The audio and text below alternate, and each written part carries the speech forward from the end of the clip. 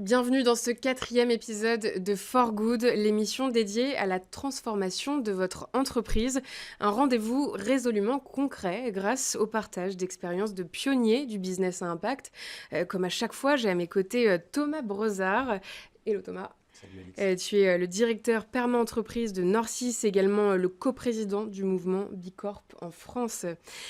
Et aujourd'hui, nous avons le plaisir d'accueillir Elsa Dacosta, directrice générale de l'ONG Ashoka, la plus grande communauté d'acteurs de changement au monde. Bonjour Elsa. Bonjour Alix. Bienvenue. Merci. Également avec nous sur ce plateau, Salomé Géraud, cofondatrice du Drive Tout Nu, un réseau de supermarchés et de drive zéro déchet. Bonjour, bienvenue. Bonjour Alix, merci. Et enfin, Guillaume Capel est avec nous, entrepreneur social, cofondateur de l'ONG Singa et plus récemment, il a rejoint Impact Partners pour développer le premier fonds d'investissement sur l'inclusion des réfugiés en Europe. Bonjour et bienvenue. Bonjour à tous.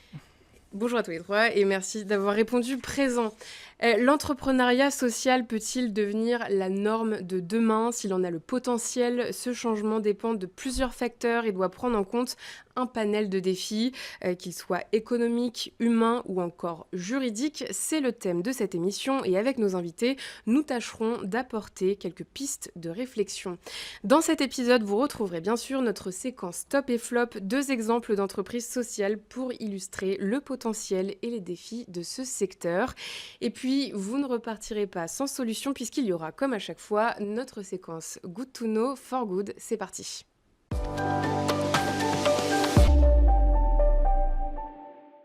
Et on commence cette émission avec ton édito, Thomas. Face à la profonde crise que nous traversons, tu l'affirmes, l'économie sociale et solidaire doit sortir de sa niche et devenir la norme de demain. Et oui Alex, alors plantons un petit peu le décor pour commencer si tu le veux bien. Ce qu'on appelle l'économie sociale et solidaire aujourd'hui, c'est un écosystème d'organisation qui peut aller des coopératives jusqu'aux fondations en passant par les mutuelles et qui globalement fonctionne sur un principe qui est de contribuer à l'intérêt général, de répondre à des problématiques sociales et environnementales avant de penser à la profitabilité de leur activité. Aujourd'hui, c'est un pan important de l'économie française et ça parfois c'est assez méconnu. On parle par exemple de 10% du PIB français aujourd'hui qui est porté par ces activités-là, de plus de 2,3 millions d'emplois qui représentent à peu près 14% de l'emploi privé en France. Ce n'est donc pas une petite niche, c'est d'ores et déjà un écosystème très large et qui répond à bien des besoins. Récemment, chaque année d'ailleurs, un baromètre est conduit sur l'entrepreneuriat social, qui est très souvent lié d'ailleurs à l'économie sociale et solidaire, et 66% des Français déclarent avoir déjà entendu parler de l'économie sociale et solidaire, ce qui représente une part significative de la population et bien plus importante d'ailleurs que celles et ceux qui répondent avoir entendu parler de l'entrepreneuriat social, seulement 38%, ou pour prendre un autre sujet qu'on a déjà évoqué dans l'émission, les sociétés à mission, seulement 14%. Alors aujourd'hui, on va surtout se concentrer sur l'entrepreneuriat social, c'est-à-dire celles et ceux comme Salomé par exemple avec le Drive Tout Nu qui engagent des projets entrepreneuriaux pour résoudre des problématiques sociales et environnementales. Mais il faut surtout qu'on puisse illustrer avec des exemples. Et donne-nous des exemples justement. Alors quelques-uns par exemple, le groupe SOS qui est parfois méconnu, mais qui est pourtant le plus grand groupe d'entrepreneuriat social en Europe, qui regroupe plus de 20 000 salariés, adresse des secteurs très différents comme la santé, l'éducation, l'insertion, l'hébergement d'urgence. Et aujourd'hui, touche plus de 2 millions de bénéficiaires et pèse plus de 2 milliards de chiffre d'affaires. C'est donc un groupe important de l'économie sociale et solidaire. Il y a des structures plus petites qui œuvrent dans d'autres domaines. Je pense au jardin de Cocagne. C'est un réseau qui vise à développer des jardins et des potagers bio en faisant de l'insertion. Donc, qui traite à la fois la dimension écologique et la dimension sociale. Sur des thèmes assez actuels, on pourrait aussi évoquer des entreprises comme Phoenix, qui a d'ailleurs œuvré dans le cadre des Jeux Olympiques de Paris en revalorisant des repas, et ils ont sauvé plus de 400 000 repas des déchets en les redistribuant à des associations pour aider à la solidarité et à la lutte contre le gaspillage, ou Lemon Tree qui propose des solutions de collecte, notamment de bouteilles ou de canettes en entreprise. On pourra aussi parler tout à l'heure du Drive Tout Nu que développe Salomé sur les sujets du vrac. Est-ce que tu peux nous parler des principaux défis que tu identifies? Alors aujourd'hui, l'économie sociale et solidaire et l'entrepreneuriat social, pour rester concentré sur celles et ceux qui œuvrent, sont dans une forme de paradoxe. C'est qu'à l'heure où les besoins n'ont sans doute jamais été aussi importants, parce que dégradation sociale et environnementale que l'on constate de plus en plus et donc besoin d'entreprendre différemment. Eh bien, les entrepreneurs sociaux sont face à des difficultés, notamment de collecte pour financer leurs activités et puis pour trouver l'équilibre économique, parce que même si on ne vise pas toujours de la profitabilité, il faut viser de la rentabilité pour pouvoir être pérenne. Et ça, c'est essentiel. Aujourd'hui, dans d'autres enquêtes qui sont faites spécifiquement auprès des entrepreneurs sociaux, 44% de ces entrepreneurs disent avoir des difficultés à trouver les moyens financiers adéquats pour développer leur activité. 20% trouvent qu'il y a une baisse des financements publics à l'heure où, bon, ça ne touche malheureusement pas que ce secteur-là, mais on en aurait besoin. Et 18% évoquent un manque de partenariat avec des entreprises, notamment privées et de grande taille, pour pouvoir passer à l'échelle les innovations qu'ils essaient de mettre en place. Par ailleurs, et ça c'est un chiffre qui est assez inquiétant, c'est que alors qu'en 2016, 93% des entrepreneurs sociaux voyaient favorablement l'évolution de leurs activités, aujourd'hui ils ne sont plus que 74%.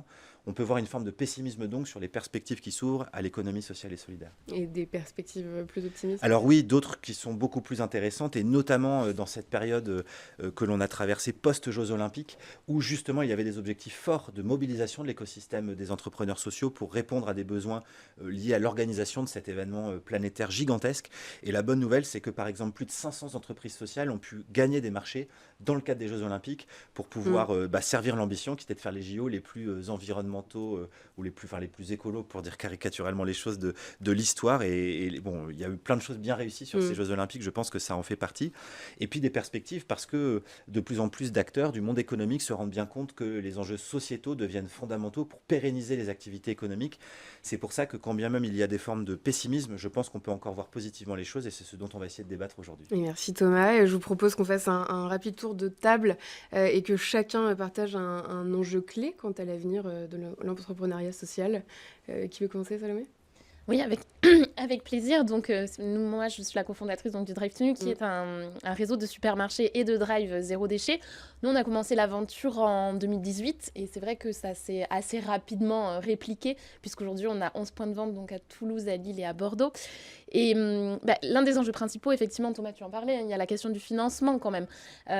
Et aujourd'hui, je pense que c'est très important d'arriver également à montrer, il y a cet enjeu de montrer que dans l'entrepreneuriat social et solidaire, on peut avoir une rentabilité, comme tu dis. Donc nous, aujourd'hui, on a réussi à prouver que dans notre modèle, les unités de vente sont rentables, donc ce sont les coûts de support qui font qu'on a besoin de lever de l'argent, mais la démultiplication des points de vente finira par écraser les coûts de support. Mais c'est important aussi d'avoir des boîtes, et tu en as cité d'ailleurs quelques-unes, Thomas, qui montrent qu'il y a un vrai potentiel économique, que ça fonctionne, que ça se pérennise.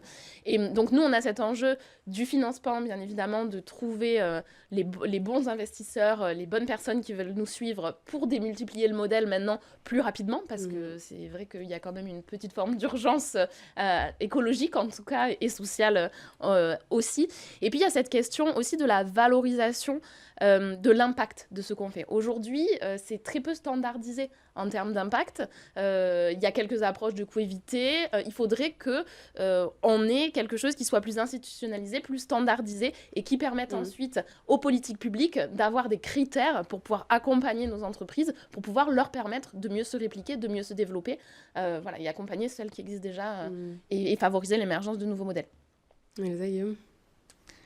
Je crois qu'on n'a pas le choix, en fait. Quand on voit les défis sociaux, environnementaux qu'on a face à nous, on a besoin que notre économie ne se fasse pas au détriment des équipes dans les entreprises, ne se fasse pas au détriment des parties prenantes, ne se fasse pas au détriment de la nature, de la planète. Donc on ne peut plus s'enrichir aujourd'hui en détruisant la biodiversité, on ne peut plus s'enrichir en piquant la moitié de la caisse par rapport au reste de l'équipe. On ne peut plus faire de l'entrepreneuriat comme ça. Donc on a besoin aujourd'hui qu'il y ait un entrepreneuriat qui se développe, qui soit beaucoup plus démocratique, c'est-à-dire que les parties prenantes aient aussi leur mot à dire dans l'évolution de l'entreprise, et qui ne se fasse pas donc, au détriment des plus vulnérables, de la nature, parce que sinon ce ne sera pas viable. Alors après, je dis ça, ça me paraît loin, dans le sens où aujourd'hui j'ai des conversations, moi, avec par exemple des gens dans des grandes entreprises qui me disent fièrement, aujourd'hui on est à 2% d'activité responsable. Mais ils sont contents d'en être arrivés là, parce qu'avant ils étaient à 0%. Mais je me dis, du coup il y a 98% d'activités irresponsables. Donc ça laisse quand même du chemin. Le premier pas qui est le plus dur à faire. Hein. Peut-être. On peut imaginer qu'il y aura une forme de dynamique, tu vois. Moi qui suis la désespérée optimiste. Peut-être que c'est exponentiel. En tout cas, c'est vrai que je mesure qu'on a encore du chemin et que peut-être il y aura besoin de crise en fait pour que ça s'accélère. Et malheureusement, en fait, je ne sais pas exactement si on sera capable d'y aller de manière douce. Smooth en fait. Et c'est un peu ça, moi, qui m'inquiète personnellement. Après, je pense qu'il y a une chose aussi qu'on oublie, c'est que on a souvent entendu l'expression « impossible n'est pas français ». C'est Napoléon qui l'aurait dit pour vaincre en fait les Espagnols à l'époque en envoyant en fait des chevaux polonais. Donc en réalité, impossible n'est pas franco-polonais, et pas français, puisque impossible est bien un mot français, mais ce n'est pas un mot franco-polonais. Et donc je pense que si on veut faire bouger notre économie, il faut qu'on la lie, c'est-à-dire qu'il faut que les entreprises bossent avec le public, que le public bosse avec la société civile. Il faut qu'on n'essaye pas chacun de notre côté de transformer nos assos ou nos entreprises, mais qu'on bosse ensemble. Elsa ? Je vais compléter parce qu'évidemment, je partage vos deux points de vue et je bois vos paroles. Je pense qu'il faut surtout beaucoup plus d'émissions comme celle-ci, mais sur des chaînes qui soient des chaînes qui parlent d'économie traditionnelle beaucoup plus souvent, en fait. Parce que c'est là aussi qu'il faut hybrider. Si on veut faire en sorte d'avoir moins de difficultés économiques, il faut évidemment parler de nos sujets. Et en parlant de nos sujets, d'un seul coup, on s'y intéresse et on peut faire venir des financeurs à ces endroits-là. Le sujet de la gouvernance, c'est un sujet qui est éminemment stratégique pour l'économie sociale et solidaire, qui peut expliquer à d'autres environnements, comment gouverner différemment une entreprise, mais sans pour autant être complètement un modèle aussi, parce qu'il y a beaucoup de choses à revoir au sein de nos propres gouvernances d'économie sociale et solidaire. Et moi, je dirais, ce qui me frappe encore plus, parce que ça fait entre guillemets que 3 ans et demi que je suis dans ce secteur-là, pour en avoir visité beaucoup des secteurs d'activité, je trouve aussi que l'économie sociale et solidaire est beaucoup trop politisée et pas suffisamment politique. En fait, c'est un projet de société, c'est le projet de société, tu as raison, on n'a pas le choix. Et il y a un moment, il faut se départir des conditions partisanes qui sont en fait dans cet environnement-là, qui fait qu'on reste tanké à 10%, parce que c'est 10% dont tu parlais du PIB. En fait, moi, ça fait 10 ans que j'entends parler de 10%. Quoi. Alors, je veux bien que le gâteau est augmenté et que finalement, en valeur, on augmente. Mais finalement, en fait, en proportion, on est vraiment toujours au même endroit. Donc, il y a un énorme sujet. Et l'autre chose, c'est le sujet, effectivement, comme tu le disais très justement, Guillaume, de l'hybridation, c'est-à-dire comment on est capable de désiloter chacune des approches économiques pour aller de plus en plus travailler avec des corporates. Et nous, c'est ce qu'on s'emploie à faire avec les fellows Ashoka. Donc, je suis très heureuse. Tu en as cité 2 dans ton édito. Donc, le groupe SOS et... complet hasard, on peut le dire. C'était pas du tout un placement produit, hein. Là on est d'accord. Parce que c'est pas l'ESS qui va sponsoriser, en tout cas c'est pas une asso qui va sponsoriser l'émission, malheureusement. J'aimerais beaucoup le faire, hein. Mais en tout cas, donc le groupe SOS et puis les Jardins de Concagne sont 2 fellows Ashoka et on vraiment s'investit de façon très importante pour faire en sorte que les acteurs de changement qu'on accompagne et qu'on finance pendant 3 ans et qui restent dans le réseau à vie chez Ashoka travaillent de plus en plus avec des groupes comme L'Oréal, comme EDF, comme Sage, comme Engie, non seulement parce que ça permet à ces groupes-là de comprendre comment l'innovation sociale fonctionne, mais ça permet aussi d'être beaucoup plus rapide dans le déploiement des solutions pour adresser les besoins sociaux et surtout tacler en fait les causes racines des problèmes, parce que c'est ça qui nous intéresse, c'est pas tant d'être dans le curatif. Il faut évidemment dans l'immédiateté, en revanche, il faut vraiment penser à éviter de reproduire systématiquement les problèmes de société. Merci à tous les 3 parce que qu'on parle de lien avec les acteurs publics, le monde de la finance ou les acteurs privés. Vous évoquez tous les 3 en fait ce qui était le thème de la précédente émission sur la coopération, donc le lien est fait, on peut avancer. Et on peut boucler cette séquence et garder un peu de matière pour notre débat. Tout de suite, on passe au top et au flop.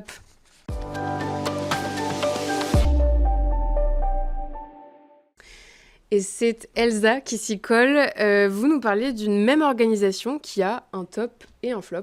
Oui, mais je vais faire une petite entorse à la règle, Alix, si vous me le permettez. C'est-à-dire que pour réagir à ce qu'on vient d'entendre tout à l'heure, j'avais envie de vous parler en super top, pas forcément d'une organisation, mais d'une structure qui s'appelle les Joint Ventures Sociales. Alors, qu'est-ce que c'est qu'une Joint Venture Sociale ? C'est l'attelage formidable entre une entreprise corporate et une association dans le capital de cette entreprise-là. L'association détient 51% du capital, l'entreprise 49%, ce qui permet d'allier un côté lucrativité, business pour que ça fonctionne et en même temps garder une mission sociale. C'est le cas pour Access, qui est une joint venture sociale du groupe Ares, qui fait de l'insertion en fait pour les personnes en difficulté n'ayant pas d'emploi depuis extrêmement longtemps, donc vraiment les grands précarisés de l'emploi, et Accenture qui les forme en fait aux nouveaux métiers, notamment du numérique, pour après, c'est comme une espèce de chantier d'insertion professionnelle pour leur permettre ensuite d'avoir des carrières à d'autres endroits et parfois même chez Accenture directement.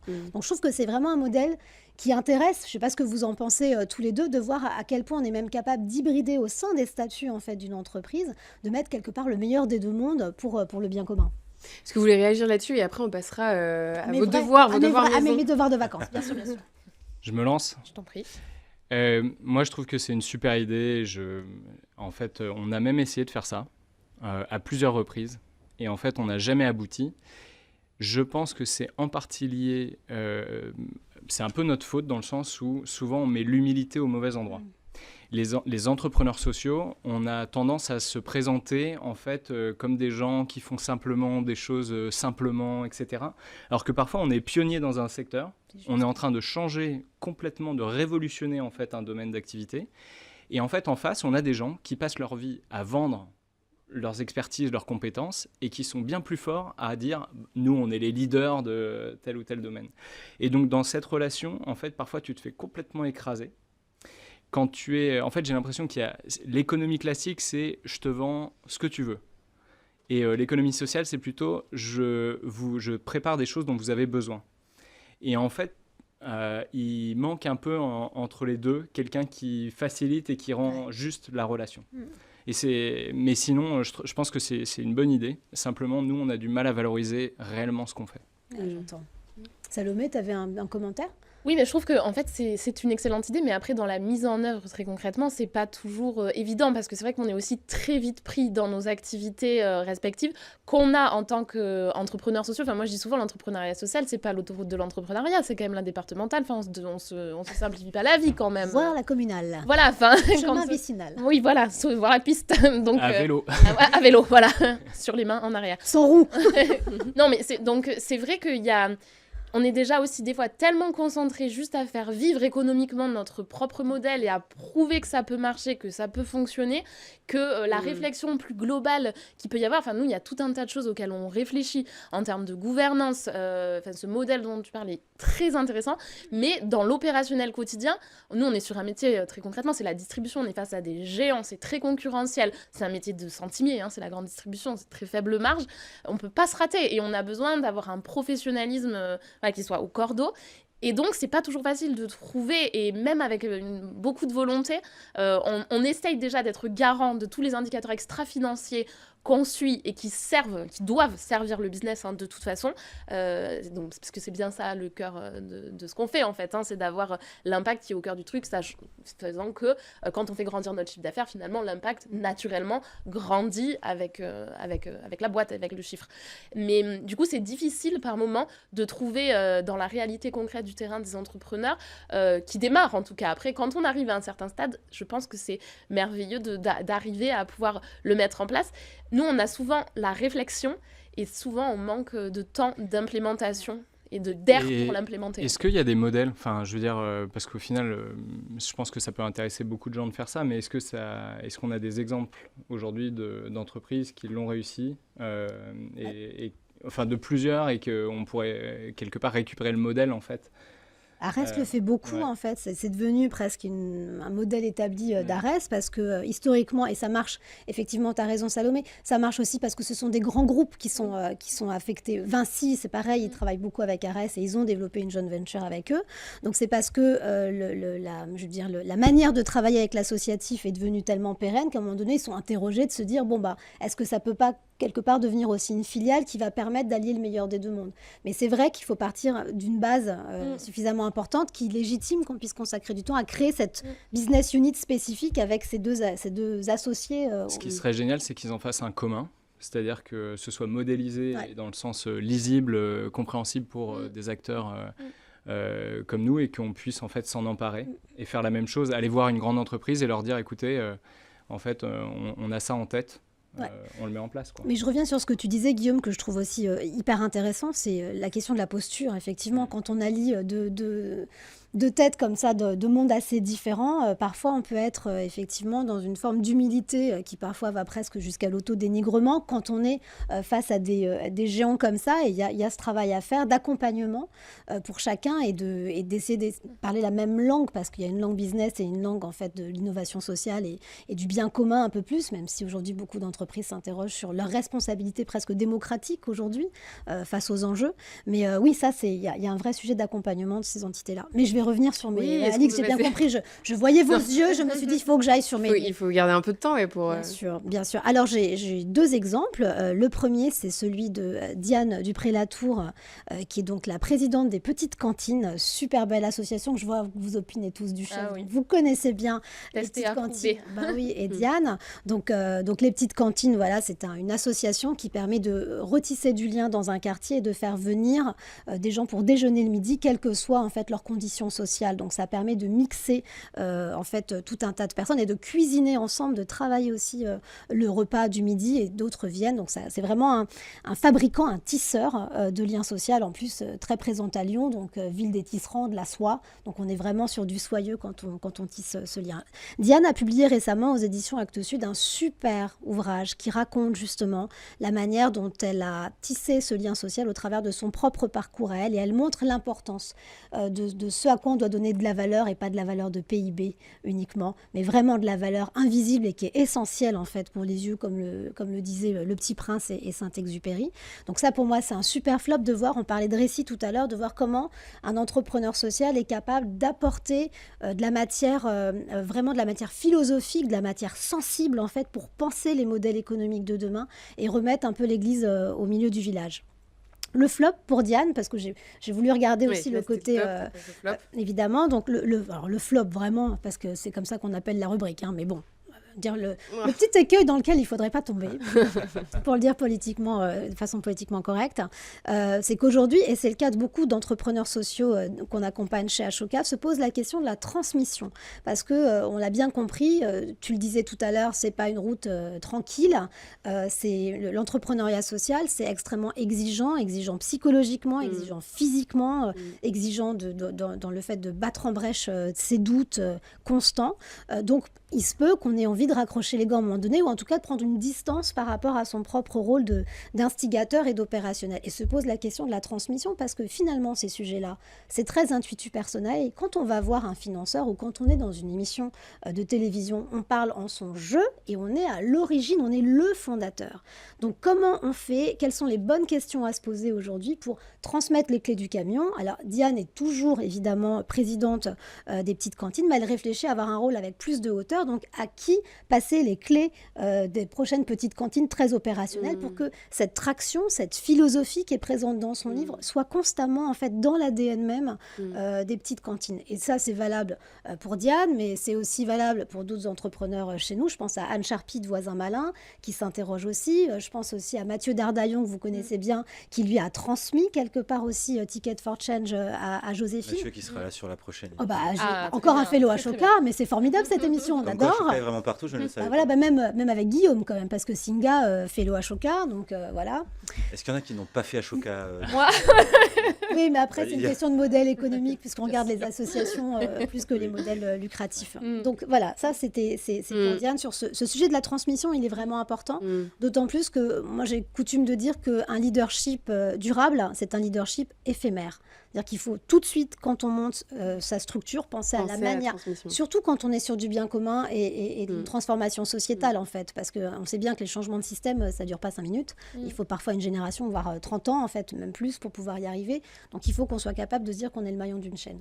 Oui, mais moi, pardon. Oui, non, des réactions sur la transmission. Oui, mais je te rejoins complètement, parce qu'il y a la question de la transmission, par volonté, parce que des fois, comme tu dis, c'est quand même très exigeant, donc on est fatigué émotionnellement, et puis même financièrement. financièrement parfois, aussi pour certains entrepreneurs sociaux. Mais il y a aussi la question de savoir, est-ce qu'on est les bonnes personnes, parfois en tant que fondateur, pour faire passer à l'échelle ? Parce que moi, je vois aujourd'hui, on a créé à Toulouse, ce qu'on a créé à Toulouse, la grappe, elle est rentable, elle fonctionne. Est-ce que c'est moi la bonne personne aujourd'hui pour répliquer ça dans toute la France et pour plus être dans cette phase de build, mais finalement le faire rentrer dans une phase de run, de réplicabilité, de scalabilité ? Pas forcément. Et donc ça, c'est des vraies interrogations qu'on a aussi, de savoir à quel moment on sert et à quel moment on va desservir l'entreprise en tant que fondateur avec notre courbe d'apprentissage aussi. Donc il y a aussi ces questions-là qui se mêlent. Et donc je trouve que cette question de la préparation, de à quel moment, quand, pourquoi est-ce qu'on passe le flambeau, elle est hyper importante. Et elle devrait être aussi mieux accompagnée par les fonds d'investissement notamment qui nous accompagnent. Voilà, et qu'on soit un peu plus outillés là-dessus en tant qu'entrepreneur. Ceci dit, tout ce que vous dites depuis tout à l'heure là-dessus, c'est très propre aussi au monde de l'entreprise au sens large. Ouais. En fait, Ça hein. concerne Oui, tout le monde. tout à fait. Ouais. La légitimité, comment remplacer un leader Mm. très charismatique qui est à l'origine d'un projet, et souvent d'ailleurs ça doit se faire par plusieurs personnes, sinon ça se passe pas super, ça se prépare, et dans le monde économique plus conventionnel, c'est très très vrai aussi. La différence peut-être est que historiquement le modèle de réussite, il est quand même très calqué sur gagner sa vie et bien gagner sa vie, que l'entrepreneuriat social, il n'est pas là pour ça. Mais la bonne nouvelle, à mon sens, c'est que quand on voit la montée en puissance, notamment dans les cursus des grandes écoles, de nouveaux types de masters sur la transition écologique, la résolution des problématiques sociales, à mon avis, on va voir aussi arriver de plus en plus de futurs leaders très envieux d'aller sur ce type de job, et donc de pouvoir Oui, ça demain commence venir déjà. compléter ce qu'a fait Salomé à Toulouse sur d'autres territoires, Oui. des nouveaux fellows à Choca, ou des super projets à soutenir pour des fonds impact comme celui de Guillaume. Oui, Guillaume, une réaction ? Ça me touche ce sujet, puisque moi la transmission, j'ai dû passer la main en fait sur Singa. C'est Benoît Hamon, ancien ministre de l'économie sociale et solidaire, qui a notamment signé en 2014 la loi de l'ESS, qui a repris la direction générale de Singa. Il y a tout un tas de sujets aussi sur la transmission d'une association, parce qu'en fait, tu travailles pendant 12 ans, tu mets de l'argent à toi, perso, pour développer l'organisation, mais tu ne détiens rien, et lorsque tu pars, tu n'as rien. Et en fait, ça faisait partie du deal aussi au départ, et moi aussi, la volonté que j'avais, comme on travaillait sur les sujets d'intégration, c'était de passer assez rapidement la main, notamment du conseil d'administration, à des personnes qui étaient concernées par nos activités. Donc rapidement, ce sont des personnes exilées, réfugiées, qui ont pris la tête de l'organisation. Mais c'est très bizarre d'être le visionnaire dans une organisation où on n'a pas le pouvoir. Et donc, parce que tout le monde a besoin de vous, et tout le monde vient vous voir pour savoir où est-ce qu'on va dans 10 ans, mais en même temps, vous n'avez pas les leviers, en fait, pour actionner certaines choses. Et donc ça, c'est aussi Et franchement, j'ai pas spécialement la solution, hein, parce que je suis très content actuellement du parcours, et je pense que la création du fonds d'investissement que je suis en train de faire, en fait, c'est la suite logique, parce que là, je vais travailler avec une cinquantaine d'innovateurs, un peu comme nous il y a 12 ans avec Nathanaël Moll, qui est le fellow à Choca. Donc je vais les accompagner à lancer leurs innovations. Mais c'est vrai qu'il y a une part de moi qui pense que le modèle n'était pas bon, en fait, de notre transmission. Il y a un truc un peu injuste. Et on en reparlera sans doute dans le débat. Mais moi, j'ai une vision de l'entrepreneuriat social qui est un peu différente de celle qu'on entend actuellement. Salut, je vous Non, je comprends, mais non, j'ai pas de réaction particulière à ce que dit Guillaume, mais je comprends le fait de cette question-là d'être à la fois visionnaire, personne ressource pour tout le monde, et à la fois de pas forcément toujours avoir effectivement les leviers, doit être un moment un peu compliqué. Oui. Et ce qui était voulu, ce qui était vraiment dans la logique de l'organisation, parce que justement, on n'arrête pas de dire il faut que les organisations soient plus démocratiques, il faut qu'il y ait plusieurs voix. Il faut que les hommes et les femmes soient à égalité, il faut que voilà, mais sauf que du coup au bout d'un moment, en fait, on se rend compte qu'il y a à côté de nous des entrepreneurs qui eux jouent avec les anciennes règles et ils ont tous les pouvoirs, ils gagnent 10 fois plus d'argent et on se dit mais quand même, est-ce que je suis le dindon de la farce en fait? Pas tous. Bon, et on termine cette séquence sur ce mot. Il est temps de passer au débat.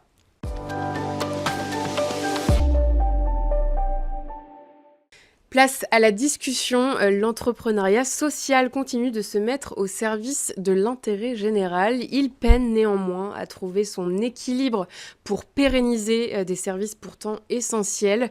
Est-il destiné à devenir un pilier de notre économie ou n'est-il voué qu'à rester un complément des modèles entrepreneuriaux traditionnels ? Tout d'abord, petite clarification, j'aimerais qu'on distingue l'entrepreneuriat social de l'entrepreneuriat classique. Guillaume, éclairez-nous. Je vais essayer. L'entrepreneuriat social, je pense qu'aujourd'hui, dans les définitions qu'on trouve, on voit que c'est un entrepreneuriat qui a un impact social, sociétal ou environnemental, qui est qu'on arrive à distinguer, qu'on arrive à mesurer, et qui généralement a aussi une approche démocratique de sa gouvernance. Donc il n'y a pas qu'une seule personne qui décide, les parties prenantes ont leur place. Et c'est ce qui se distingue d'entreprises plus classiques. Après, on trouve plein d'entreprises qui ont, depuis de longues années, en fait, mis en place une responsabilité sociale, qui partagent aussi la prise de décision. Donc, j'entends aussi beaucoup que l'entrepreneuriat social, ce serait quelqu'un qui met l'impact avant, en fait, la recherche de rentabilité. Et ça, on le lit énormément. Et c'est là que moi, je ne suis pas tout à fait d'accord. C'est que en fait, ça me dérange pas personnellement de devenir millionnaire, mais j'ai pas envie de le faire au détriment de la planète, pas envie de le faire au détriment des équipes, j'ai pas envie de le faire au détriment aussi de personnes vulnérables. Donc j'ai pas envie de vendre des produits et des services qui vont faire en sorte que des gens se trouvent isolés, que des gens se trouvent exclus en fait de nos sociétés. Et en fait, c'est ça la différence. Je pense que l'entrepreneur social, c'est aussi quelqu'un qui en a un peu sa claque, à mon avis, que la richesse aujourd'hui, on puisse la faire sur le dos des autres. Il y a beaucoup d'entreprises qui, si on comptabilisait leurs impacts négatifs sur la planète et sur la société, ne seraient absolument pas rentables. Et donc voilà, c'est juste ça, moi, la petite différence que je ferais par rapport à ce qu'on entend très régulièrement. Toujours, on entend, oui, l'entrepreneur social, il n'a pas envie, en fait, de s'enrichir. Enfin, moi, vraiment, je ne suis pas contre. Hein. Non, mais la question, c'est est-ce que c'est souhaitable ? En fait, c'est surtout ça. Est-ce que quand on décide de résoudre un problème de société, ce qui est le cas de l'ADN de l'entrepreneuriat social, être millionnaire doit être... en tout cas, s'enrichir, parce qu'il y a être millionnaire et s'enrichir. C'est pas tout à fait la même chose non plus. Je pense qu'il y a un curseur, tu vois, à placer. Mais est-ce que c'est souhaitable ? Parce que finalement, ça revient à sacraliser l'argent comme étant non pas un outil pour faire les choses, mais en fait, la finalité en fait, d'une organisation. Donc ça questionne, en fait, je trouve. Et puis surtout de se dire, comme tout ça, c'est systémique, on le sait bien, à la bonne école d'Ashoka, on le voit tout le temps, c'est d'où vient l'argent, comment il a été capté, et pourquoi d'un seul coup on décide de le reverser à des associations sous forme de philanthropie. Enfin, c'est tout un cercle, en fait, qu'il faut essayer de structurer, je pense. Mais c'est intéressant. En tout cas, ça ne veut pas dire que c'est pas parce qu'on est entrepreneur social qu'on doit bannir ce que je veux dire, c'est que pourquoi faire ? On parle de viabilité en fait, économique, on parle de rentabilité, etc. dans l'entreprise. L'objectif, c'est quand même en fait, que l'entreprise, elle tourne. Bien sûr. Que, en fait, éventuellement, si elle a un impact positif sur le vivant, elle grandisse. Ouais. Et donc, moi, ça ne me choque pas que quelqu'un... C'est pas s'enrichir, tu vois, c'est pas pareil pour moi, en fait. Oui, mais en tout cas, moi, personnellement... je trouve que c'est ça qui donnerait aussi envie en fait, aux gens de se lancer beaucoup plus dans l'entrepreneuriat social, c'est de se dire qu'on pourrait aussi personnellement, en fait, si l'entreprise sociale qu'on crée a un impact très positif, s'enrichir personnellement et donc du coup avoir les moyens de s'offrir ce qu'on veut. Et donc ce sera sans doute pas un 4x4, mais ça pourrait être des expériences.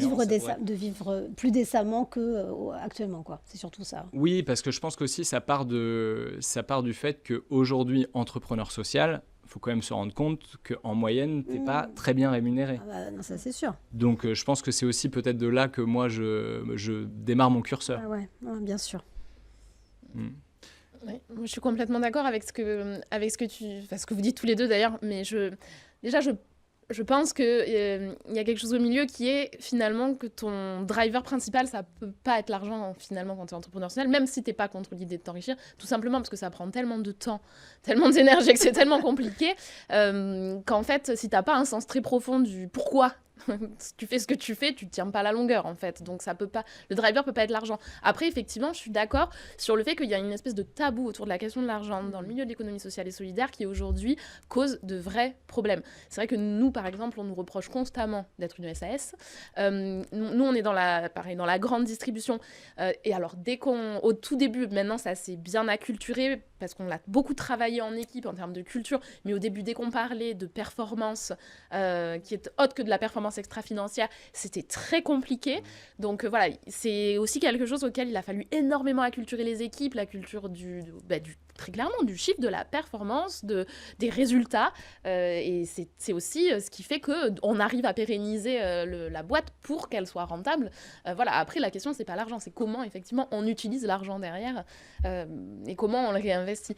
Mais donc, il y a ça. Mais je comprends aussi ce que tu dis autour un peu de la définition du succès aussi, peut-être à réinventer. Il y a un narratif autour de la définition de ce que c'est avoir du succès aujourd'hui en tant qu'entrepreneur, qui est toujours axé sur la même chose, et notamment l'argent. Donc, est-ce qu'aujourd'hui, on ne peut pas créer une autre définition de ça qui soit plus mesurée aussi ? Mais le rapport à l'argent, il dit tout de la différence qu'il peut y avoir sans doute aujourd'hui entre un entrepreneur classique, Startup Nation, qui pense qu'à un truc, c'est aller très loin, très fort, et un entrepreneuriat dit social. D'ailleurs, je trouve que le terme ne va pas, parce qu'en plus, c'est le terme historique, je pense, parce que ça s'est d'abord adressé à des problématiques sociales, mais en fait, c'est un entrepreneur sociétal qui pense d'abord à son impact avant l'argent, mais du coup, ça manque peut-être d'attractivité pour une partie de la population, alors qu'il y a plein de gens qui seraient prêts à relever des défis et qui ont les compétences pour le faire.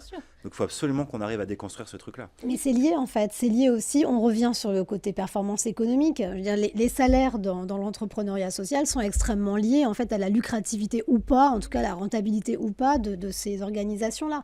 Donc, il y a un énorme travail à faire aussi de rééquilibrage des salaires d'entrée, parce que c'est aussi ce qui nous prive parfois de talent.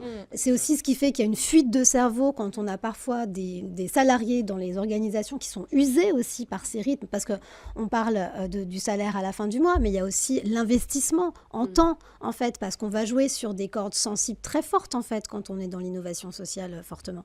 Donc, il y a vraiment un sujet autour de ça, et c'est pour ça que c'est vachement intéressant de voir qu'en ce moment, on a beaucoup d'écoles de commerce qui commencent justement à aller sur le management associatif, l'hybridation des modèles économiques, l'innovation sociale au cœur de l'économie, enfin, et que sais-je, qui sont en train de former aussi ces générations de leaders business de demain pour justement montrer autre chose que, comme tu le disais très justement Salomé, que l'argent soit l'alpha et l'oméga en fait d'une entreprise aujourd'hui. Oui, et donc on entre au cœur du débat. Pour vous, c'est ce tabou autour de l'argent, c'est ce qui empêche l'entrepreneuriat social de devenir la norme ? Sans doute un peu, et Salomé le disait, elle a une SAS, il se trouve que Norcis en est une aussi, et ça n'empêche pas qu'on ait dit il y a un plafonnement des écarts de salaire. Déjà, il y a une parité homme-femme, femme-homme d'ailleurs, on aime bien dire souvent maintenant chez nous. Il y a un plafonnement des écarts de salaire, et si je prends l'exemple de l'année 2023, c'est 52% des bénéfices redistribués aux salariés, à la société civile, par une fondation, un fonds de dotation, et le reste est réinvesti. Il n'y a quasiment pas de dividendes, je dirais, pour des actionnaires classiques, quand bien même il y en a dans l'entreprise. Donc ça montre bien que même en étant une SAS, à partir du moment où on a quand même envie de contribuer avant tout à l'intérêt général, on peut très bien fonctionner finalement aussi bien, aussi efficacement et avec quasiment le même niveau de décharge par rapport à l'argent qu'un entrepreneur social, alors qu'on a des salaires qui sont du coup peut-être un peu plus attractifs pour les équipes, etc. Donc moi je pense qu'il faut un peu péter les frontières et se dire que de plus en plus de gens vont arriver avec l'envie de résoudre des problématiques sociales et environnementales parce qu'elles sont de plus en plus visibles, et que si on cantonne l'ESS à des bas salaires et il faut cravacher comme un malade pour arriver à sortir quelque chose de terre, ça ne pourra pas résoudre les solutions, enfin ça ne pourra pas permettre de trouver les solutions à grande échelle. Ça ne suffit pas en fait, tu ne peux pas faire fonctionner des salariés sur la recherche de sens pendant 15 ans en fait. Enfin, tout le monde doit manger. Et puis les gens, c'est vrai, les gens qu'on récupère parfois en sortie d'études, après ils ont un enfant, ils ont 12 enfants, ils achètent une maison, il faut qu'ils vivent aussi ces gens. Voilà. Donc c'est important, cette attractivité des salaires, elle est quand même un petit peu... Et plus loin, même en termes de plaidoyer politique, je pense aux charges salariales, par exemple, dans le monde associatif, qui sont calquées sur les charges salariales du monde économique traditionnel. Ça pose un sujet, en fait, quand la finalité n'est pas la même.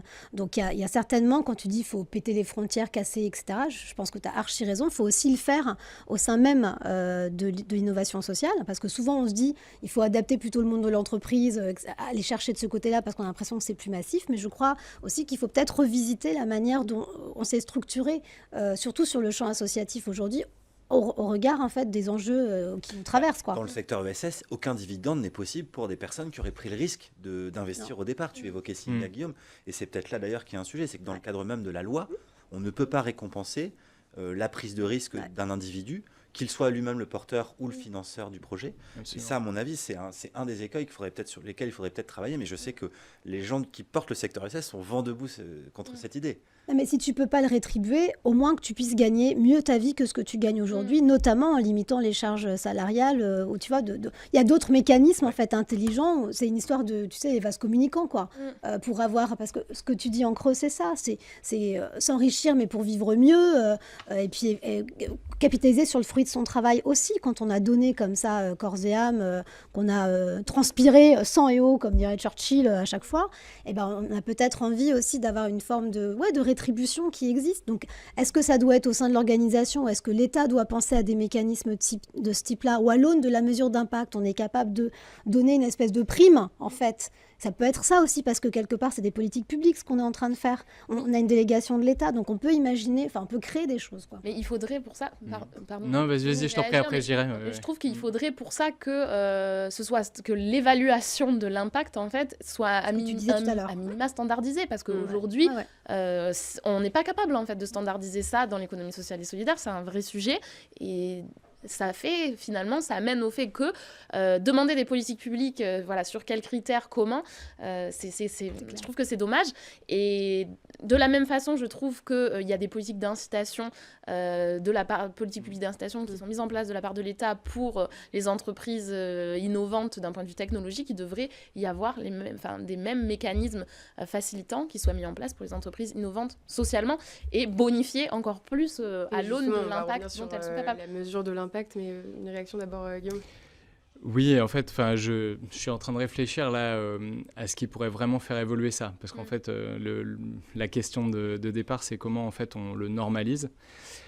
Et je pense qu'en fait aussi dans l'entrepreneuriat social, il y a plein d'entreprises très différentes. Tu disais Thomas en fait que avec Norcis en fait vous avez un fonctionnement très similaire à plein d'entreprises sociales et que vous n'avez pas besoin de vous transformer en coopérative ou prendre un modèle comme celui-là pour faire des choses bien. Je pense que Salomé, toi, tu as aussi un modèle qui est, où tu as une clientèle qui est identifiée et qui a sans doute peut-être les moyens aussi d'acheter en fait, les produits. Mais je vois aussi plein d'acteurs de l'économie sociale qui, entre guillemets, s'occupent de gens qui n'ont pas les moyens de payer. Donc en fait, le bénéficiaire n'est pas le client. Et donc là, le seul moyen qu'on fasse évoluer ça, c'est soit la commande publique évolue. Donc ça veut dire que l'État arrête de financer certains trucs et les répartit beaucoup plus vers l'économie sociale et solidaire.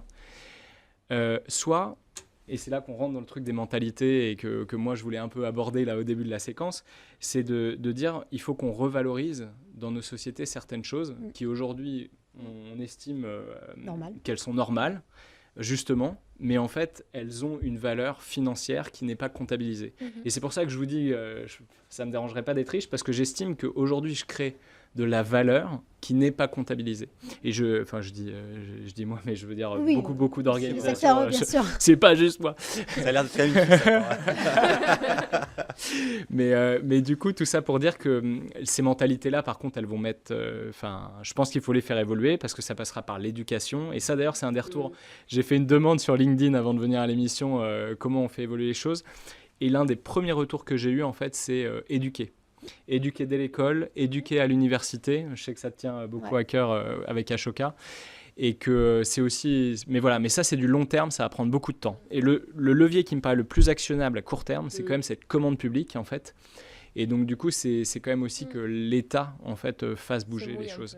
Ouais. On voulait aussi aborder la question de la mesure de l'impact. Et je pense qu'on peut là faire des liens, notamment avec les cadres d'État qu'on pourrait mettre en place. Et Elsa, tout à l'heure, tu l'as indirectement évoqué. Moi, je voudrais peut-être, pour lancer la séquence là-dessus, parler du coût de l'absentéisme au travail. Aujourd'hui, il y a des études qui montrent qu'un jour d'absence, c'est 1 000 euros par jour de coût pour la collectivité, de prise en charge, de soins, de manque à gagner pour les entreprises, etc. Et moi, je trouve ça hallucinant qu'on ne soit pas capable, pour traiter le problème à la racine, je crois que c'est comme ça que tu l'as formulé tout à l'heure, davantage mettre le doigt là-dessus. Et ça, au niveau de l'État, il y a des personnes qui sont tout à fait au fait de ces sujets-là. Moi, je prends l'exemple de Nord6, c'est 3 jours et des brouettes d'absence par an par salarié, moyenne nationale 15 jours. Vous êtes assez bon en maths, ça fait quasiment 10 à 12 000 euros d'économie de coûts pour la collectivité sur les soins. Et quand on connaît les petits sujets de budget qu'on a et de dette en ce moment, voilà, on doit pouvoir trouver des solutions quand même pour faire advenir un autre sens de la performance, y compris au niveau des instances gouvernementales, pour qu'après, derrière, il y ait des financements qui soient fléchés. Mais tu arrives à valoriser au bon prix tes services. Parce que, par exemple, dans l'économie sociale et solidaire, je pense que si tu regardes les petites assos, le nombre d'absentéismes et de gens qui te font des burn-out, alors que pourtant, ils travaillent sur des... Enfin, voilà. Mais ils s'épuisent complètement parce qu'ils n'arrivent pas à se vendre au bon prix et qu'ils sont en face de aussi tout un tas d'acteurs qui leur disent « Nous, on peut vous donner 20 000 euros pour faire 2 incubateurs, alors que l'incubateur vaut 300 000 euros. » Et en fait, ils disent « Bon, bah, ça va servir à des femmes qui ne pouvaient pas entreprendre, donc je le prends. » Mais sauf que, bah, du coup, tu fais avec 10% de ce dont tu as besoin. Et donc, évidemment, tes équipes explosent. Et donc, ça, c'est un sujet aussi. Moi, je reviens à ce truc-là, d'arriver à valoriser les compétences de ce qu'on fait sur un territoire ou de ce qu'on fait dans le secteur de l'économie sociale. Mais je suis d'accord avec toi. En fait, si déjà... En fait, il y avait par exemple des impôts, ou moins d'impôts, une fiscalité adaptative. En fait, du coup, on emmènerait. Est-ce que, je sais pas toi, Salomé, ou sur des fellows Ashoka, des façons de mesurer de l'impact sur lesquelles aujourd'hui vous sentez une forme d'accroche Sur la façon de mesurer l'impact, moi aujourd'hui je trouve que ce qui est compliqué, c'est qu'on passe beaucoup par des approches de coûts évités au lieu de passer par des approches de valeur créée. Et ça, c'est un vrai souci aujourd'hui, je trouve, parce que c'est pas du tout holistique de parler en coûts évités. On parle pas de ce qu'on amène à la société. Et tant que ça, ce sera pas pris en compte dans la façon dont on valorise les entreprises, et à la fois dans la fiscalité qu'on leur adapte, parce qu'il devrait y avoir une fiscalité adaptée, absolument, mais aussi dans la façon dont les fonds valorisent, parce que moi je regrette aujourd'hui que même des fonds qui se réclament de l'économie sociale et solidaire, quand il s'agit de valoriser une entreprise, ils regardent l'ARR, le CA, mais la performance extra-financière, oui, elle existe dans un tableau Excel à côté, et ils s'en font plus ou moins les garants, selon les sensibilités des fonds, mais ça ne rentre pas dans la valorisation de l'entreprise. Or, la valeur créée est là. Et il y a des approches aujourd'hui qui permettent, comme les approches SROI, de mesurer ça. Et je trouve que c'est dommage que ce ne soit pas plus mais c'est extrêmement lourd. On prend les contrats impact social, ça fait quand même quelques années maintenant que ça existe. Quasiment personne n'a l'air de connaître ça. Et de ce que j'en entends, c'est très très compliqué. Enfin, c'est une procédure de dingue. Surtout, le problème, c'est que ceux qui les établissent n'ont jamais fait de mesure d'impact de leur vie non plus, quoi. Donc il y a aussi un problème de connaissance de la commande publique sur la manière dont on fonctionne, nous, sur le champ de l'innovation sociale, quoi.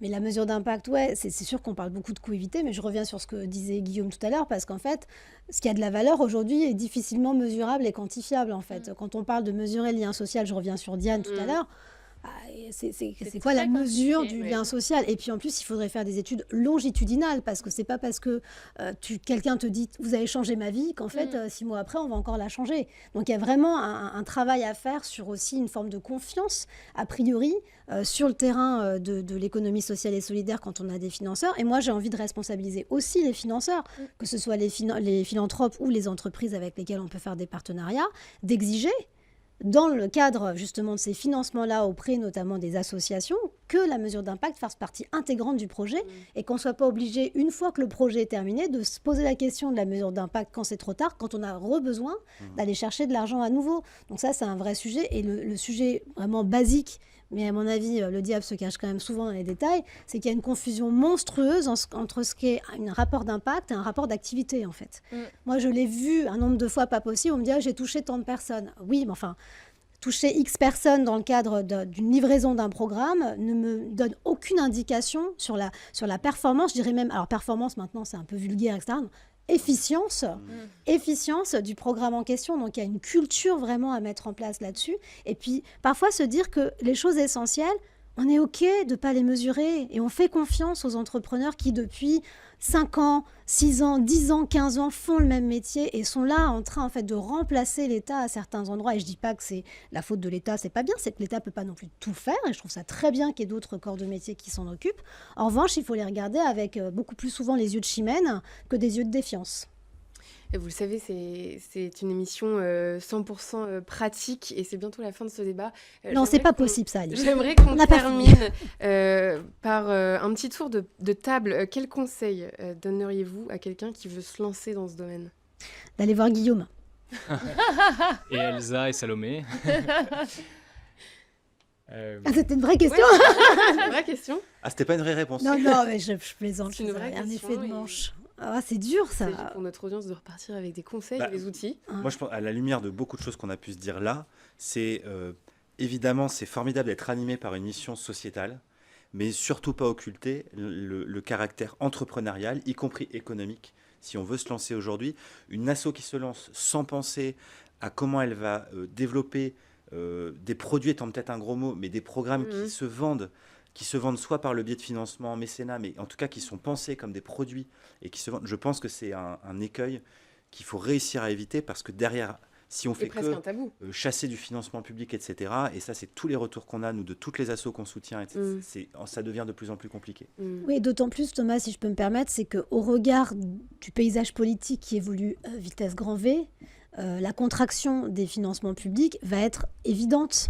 Donc ça va poser la question pour certaines associations qui travaillent justement à l'antipolarisation, à faire en sorte d'oxygéner notre démocratie, à avoir des pratiques pédagogiques alternatives, d'être beaucoup plus dans ces champs-là, à potentiellement douter en fait de leur pérennité alors qu'on a besoin pour un modèle de société du 21e siècle pour faire face à ces enjeux-là de soutenir en fait ces associations. Non mais je rejoins complètement tout ce qui a été dit jusqu'à présent. Je pense que peut-être le conseil le plus important que je donnerais, c'est effectivement de décloisonner. Enfin, on l'a bien dit aujourd'hui, je pense qu'il ne faut pas avoir d'un côté les gros méchants, d'un côté les petits gentils de l'économie sociale et solidaire. C'est tous ensemble qu'on va y arriver de toute façon. Moi, très concrètement, quand je supprime... je vais le faire à l'inverse. Si une ancienne de grande distribution supprime un sachet sur une de ses références, ils ont 50 000 fois plus d'impact que moi en tant que drive-thru. Donc il faut croiser et il ne faut pas avoir peur de se faire parler les mondes en fait. Je pense que c'est très important aujourd'hui pour sortir justement de l'entre-soi qui peut parfois y avoir dans l'économie sociale et solidaire et dont on doit... Alors, conseil très concret suite à ce que je viens d'entendre de la part de Salomé, peut-être dire à un entrepreneur social quand il intervient dans le cadre d'une émission, une interview, une table ronde ou que sais-je, un événement de visibilité, de venir avec toujours un exemple qui ne vient pas de sa propre organisation et de citer quelqu'un d'autre justement pour créer cette chaîne d'inspiration permanente et de montrer qu'on est vraiment un collectif. Voilà un conseil tout net. Guillaume, le mot de la fin. Je pense que c'est un bon moment historique pour être entrepreneur social. On n'a que des problèmes. Il y a des problèmes climatiques. Avec le noir du plateau. Non, mais je veux dire, le marché... le marché est bien jusqu'à présent. Un peu au cœur avec Guillaume. Non, mais le marché est immense pour quand on est entrepreneur, c'est-à-dire quand on aime résoudre des problèmes. Donc, trouvez votre problème. Ouais. Et après, rejoignez des écosystèmes comme Singa, comme Ashoka, Make Sense, Ticket for Change, que vous allez recevoir la prochaine fois, etc. pour rencontrer d'autres personnes qui essayent de résoudre des problèmes et lancez-vous. En fait, à un moment donné, il faut oser et on a besoin de vous, donc allez-y. Ben voilà, C'est beau. C'est beau. Hyper concret. Votez Guillaume. Super. On passe à notre dernière séquence, c'est le Good to Know.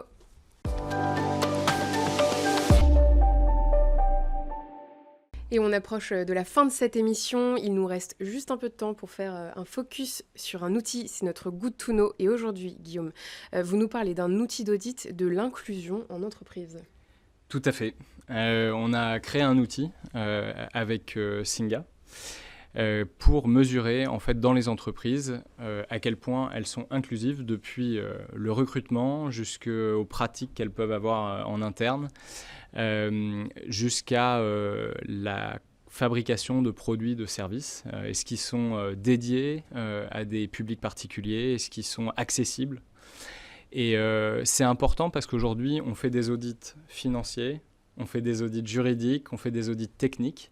Mais en fait, on n'audite jamais est-ce qu'une entreprise est sociale, est-ce qu'elle est respectueuse de l'environnement, est-ce qu'elle est inclusive.